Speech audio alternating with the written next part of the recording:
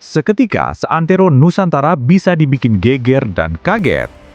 Ujian Indonesia ke Piala Dunia 2026, Sandy Walsh tambah daftar cedera. Satu persatu pilar utama tumbang.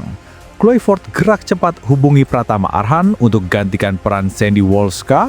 Saksikan berita dramatisnya sekarang juga. Erick Thohir jawab tuduhan intervensi FIFA hingga bikin Malaysia dihukum. Jawaban sang ketua umum bikin lawan terdiam dan publik geger. Jangan sampai ketinggalan detik-detik panasnya klarifikasi ini. Patrick Kluivert mainkan Hernando Ari di laga Timnas Indonesia versus Arab Saudi. Efek Emil Audero dan Maarten Pas cedera. Keputusan berani ini bikin publik khawatir di round 4. Akankah Hernando jadi pahlawan baru Garuda? Saksikan kisah lengkapnya sekarang juga. Tunjuk Indra Syafri di SEA Games 2025, bukti nasib Gerald van den Berg kian terpuruk dan hampir tak diperhitungkan. Nama van den Berg seakan tinggal bayangan tanpa wibawa. Benarkah masa depannya di timnas sudah tamat? Buka fakta panasnya sekarang juga. Marcelino Ferdinand berpeluang bela timnas U22 Indonesia di SEA Games 2025. Tapi kenapa PSSI malah fokus ke ajang ini?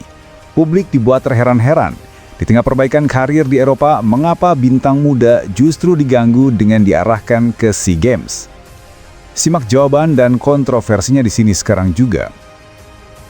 Sebelum kita lanjut ke berita lengkapnya, jangan lupa tekan tombol subscribe, like, dan notifikasi channel Bolcast agar kalian gak ketinggalan berita terbarunya.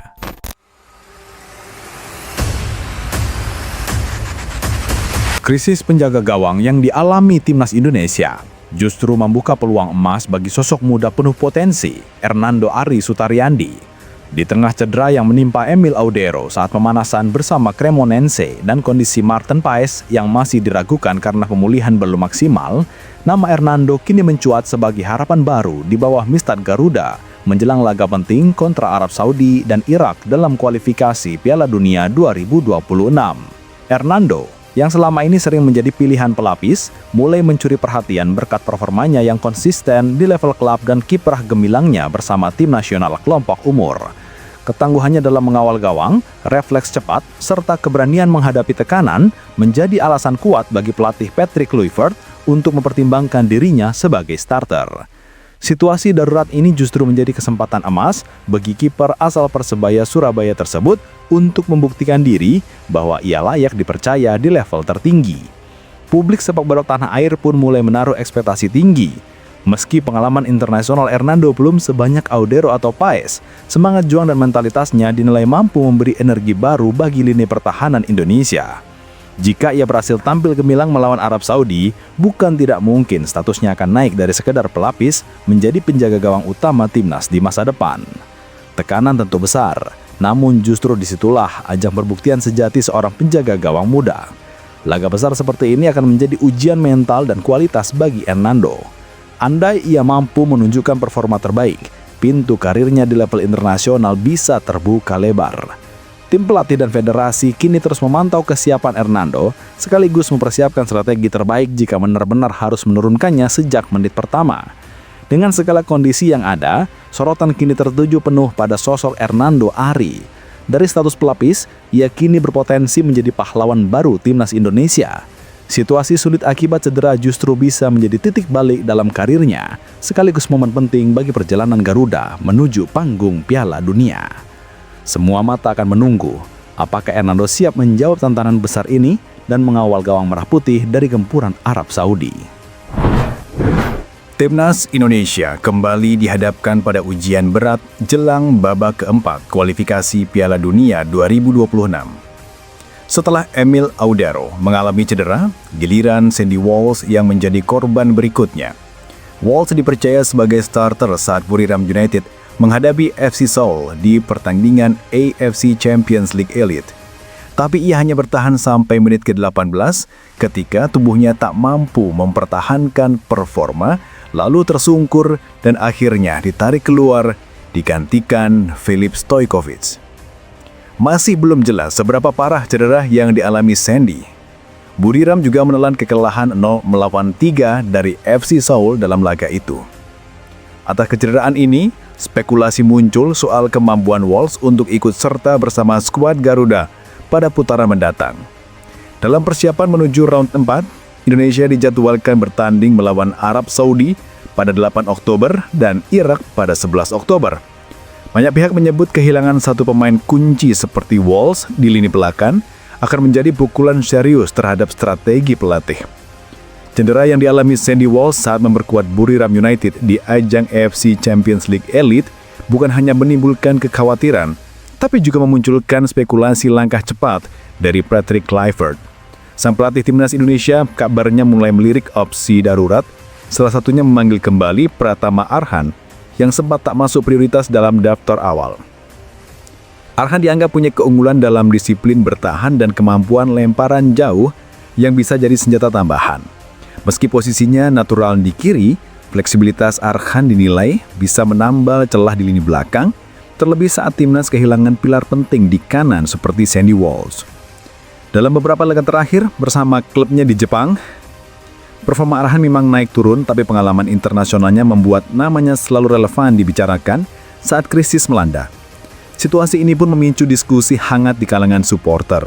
Ada yang menilai keputusan darurat ini realistis, mengingat jadwal kualifikasi yang kian mepet dan opsi terbatas di lini belakang. Di sisi lain, sebagian menyoroti bahwa menggeser posisi atau memainkan Arhan bukan solusi ideal, namun tetap lebih baik ketimbang kehilangan pengalaman di level internasional. Belum ada pengumuman resmi dari PSSI maupun Kluivert terkait pemanggilan Arhan, tapi rumor bahwa komunikasi awal sudah dilakukan makin memperkuat dugaan. Jika benar, kembalinya Arhan bisa jadi kejutan sekaligus penyelamat di tengah badai cedera timnas. Erick Thohir akhirnya angkat suara menanggapi tuduhan yang menyeret nama Indonesia dalam kasus sanksi FIFA terhadap Federasi Sepak Bola Malaysia atau FAM. Ia menegaskan dengan sangat tegas bahwa Indonesia sama sekali tidak terlibat dan tidak pernah melakukan intervensi pada urusan Federasi Sepak Bola negara lain.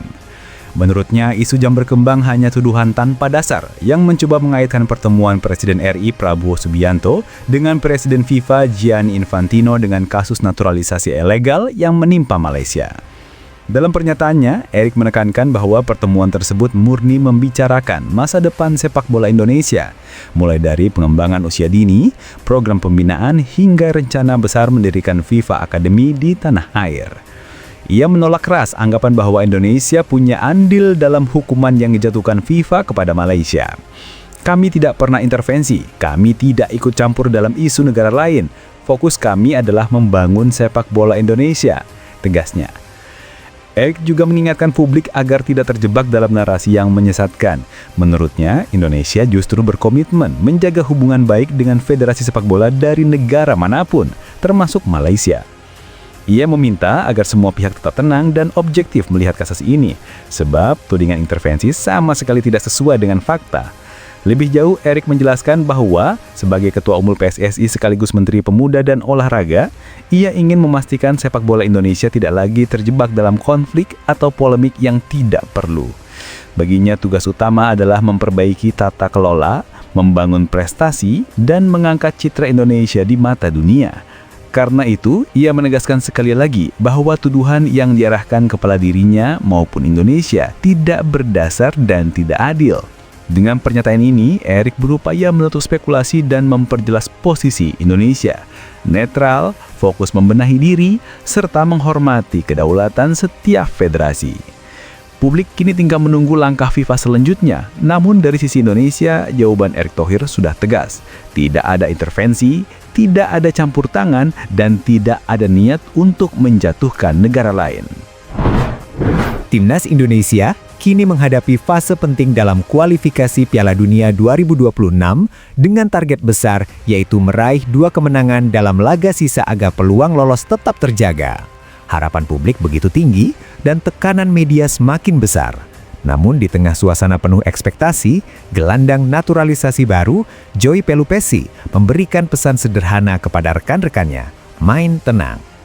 Pesan itu bukan sekadar kata-kata motivasi.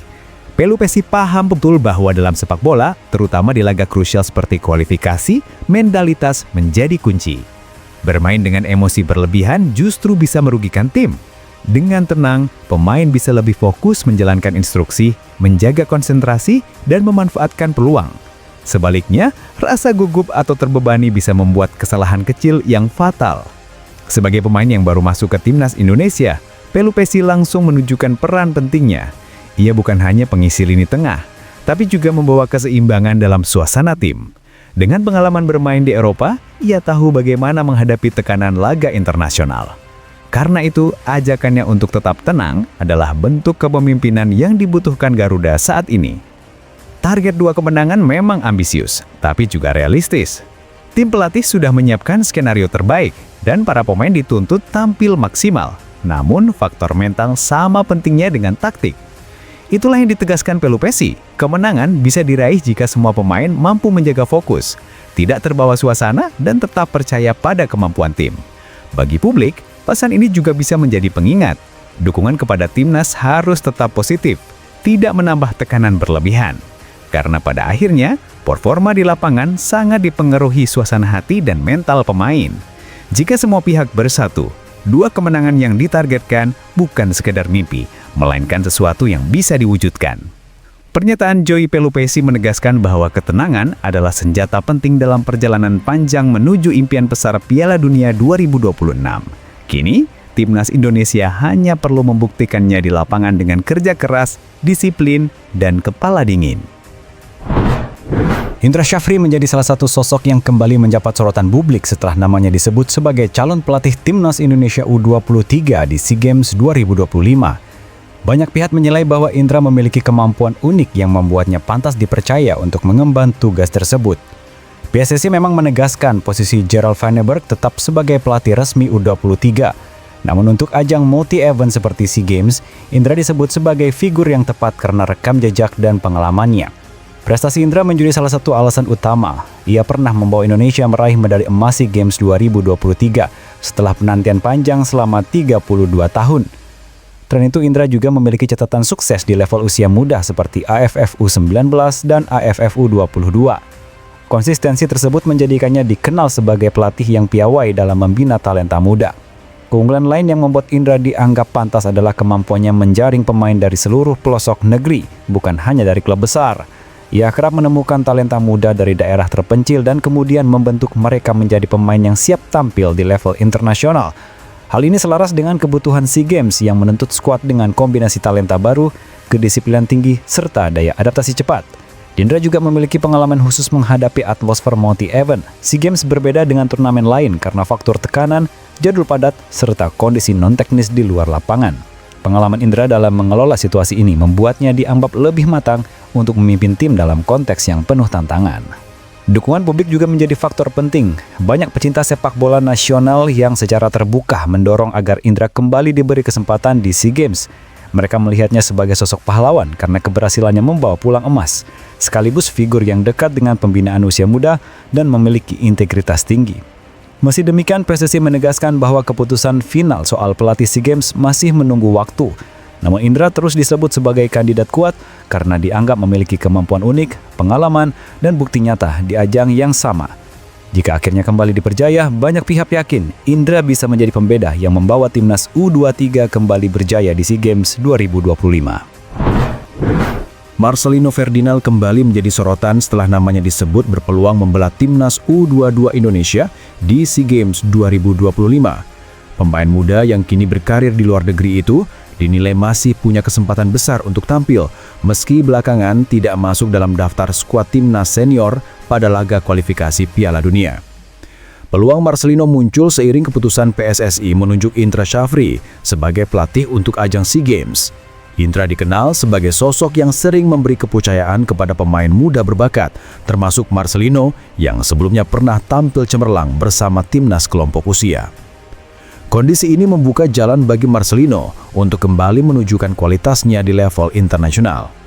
Meski begitu, peluang itu tidak datang begitu saja. Marcelino tetap harus bersaing dengan pemain muda lain untuk masuk ke daftar akhir. Kondisi fisik, kesiapan mental, serta kesesuaian dengan taktik pelatih akan sangat menentukan. Bagi Marcelino, kesempatan ini bisa menjadi ajang pembuktian bahwa meski tidak masuk tim senior, ia masih relevan dan mampu memberi kontribusi besar.